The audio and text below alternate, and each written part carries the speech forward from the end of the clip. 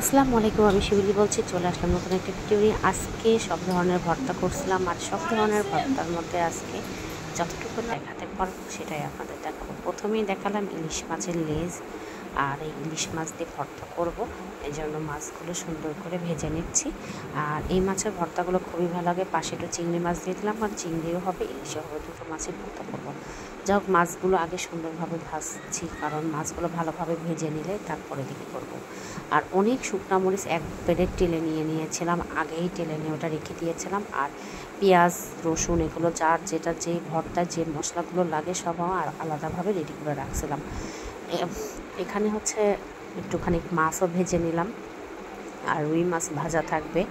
তারপরে এখানে হচ্ছে ইলিশ মাছের জন্য রসুন, পেঁয়াজ এগুলো টেলে নিচ্ছি।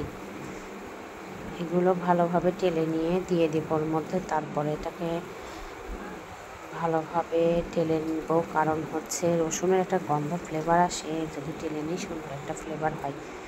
আর এখানে হচ্ছে শিং মাছের ডিম, শিং মাছের ডিমের ভর্তা মাশাআল্লাহ অনেক মজা লাগে। আর শিং মাছের ডিমটাও আমি সুন্দর করে ভেজে নেব। ভেজে নেওয়ার পরে এদিকে প্রথম ভর্তাটা করলাম হচ্ছে তিল ভর্তাটা এই কারণে পাটায় সবার আগে করলাম, কারণ এটা থেকে একটা সাদা সাদা সুন্দর থাকে। অন্যান্য ভর্তা করলে পরে ওর এটা নষ্ট হয়ে যাবে, এই জন্য তিল ভর্তা করার মধ্যে আমি এখানে পেঁয়াজ, শুকনো মরিচ আর লবণ এগুলো ভালোভাবে দিয়ে দিলাম। দিয়ে প্রথমেই তিল ভর্তাটা করা হয়ে গেল। আজকে সব রকমের ভর্তার মধ্যে কোন ভর্তাটা সবচেয়ে বেশি মজা হয়েছিল অবশ্যই আপনাদের বলবো। তারপরে এখানে বাদাম ভর্তা করলাম। বাদাম ভর্তার মধ্যে সেম একই জিনিস, বাদাম, তারপরে পেঁয়াজ, তারপরে শুকনো মরিচ, লবণ এগুলো দিয়ে এটাকেও ভালোভাবে বেটে নিব।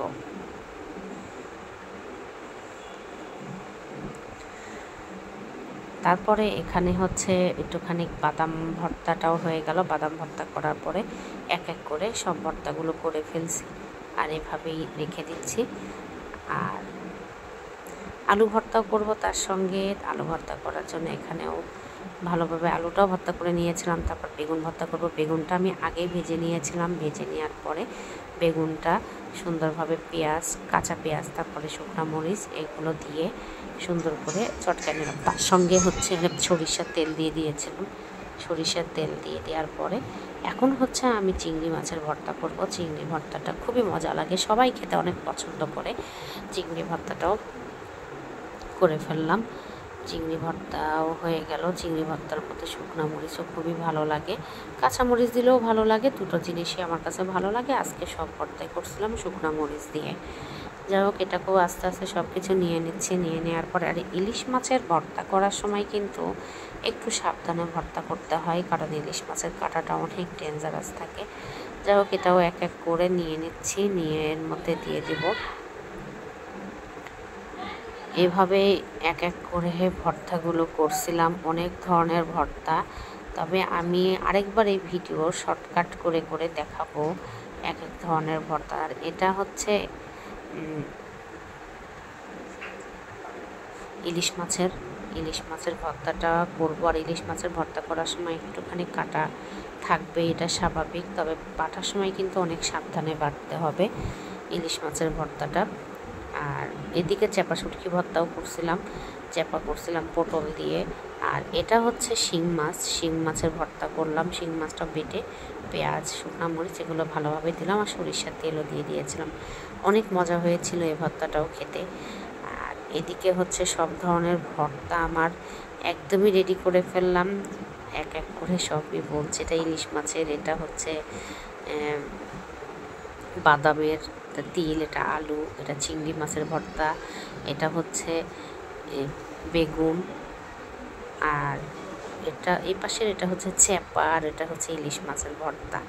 আজকে সব মিলিয়ে এই ভর্তাগুলোই করছিলাম। আর ডালের বড়া করছিলাম, ডালের বড়াও ছিল এর সঙ্গে আজকের রান্নার মধ্যে। আর ছিল পাবদা মাছ। সব মিলাই ভর্তাগুলো খুবই মজা হয়েছিল। যারা যারা খেয়েছে সবাই অনেক প্রশংসা করছে যে না, মাশাআল্লাহ ভর্তাগুলো অনেক সুন্দর হয়েছে এবং অনেক টেস্ট হয়েছিল। ডাল সবার লাস্ট ফিনিশিংয়ে আমি চলে গিয়েছিলাম ডালের ভর্তা করতে আর ডালের বড়া করতে। যেহেতু ডালের ভর্তা আমি করিনি, এই জন্য ডালের বড়া করব বলে ডালের ভর্তাটা করিনি। ডালের বড়াটাও অনেক সুন্দর হয়েছিল, খেতে বেশ ভালোই লাগছিল। আর এই সব খাবারের সঙ্গে আরেকটা জিনিস ছিল, সেটা হচ্ছে রুই মাছ ভাজা। আজকের মতো এখানে বিদায় নিচ্ছি, আল্লাহ হাফেজ।